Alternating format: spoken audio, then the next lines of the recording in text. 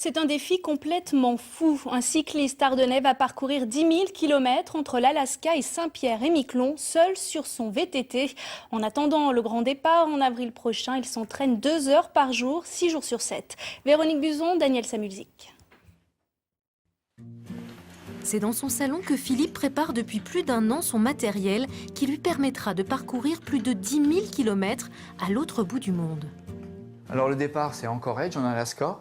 Le but, c'est de faire la traversée intégrale de l'Alaska et si possible une petite boucle en direction du détroit de Bering.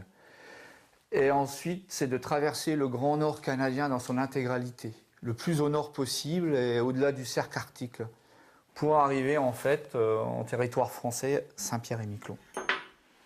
Une aventure extrême dans le Grand Nord que Philippe parcourra seul sur son VTT, une partie sur route et une partie hors piste dans l'un des endroits les plus isolés du monde.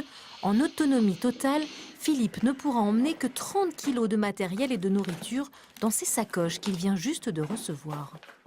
Je prévois de prendre 4 kilos de muesli, comme on dit couramment, et ça, avec ça, je dois tenir 40 jours, quoi. Donc ce sera une poignée par jour. Et vous n'allez manger que ça ? Voilà, je vais manger que ça et boire beaucoup en fait.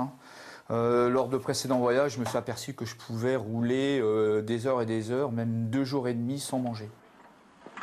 Jusqu'à présent, Philippe finançait seul ses voyages, travaillait dur toute l'année pour pouvoir prendre plusieurs mois de disponibilité. Mais depuis cette année, on commence à s'intéresser de très près à lui. J'ai fait adapter un système pour avoir de l'énergie pour recharger l'appareil photo, avec un moyeu spécial ici.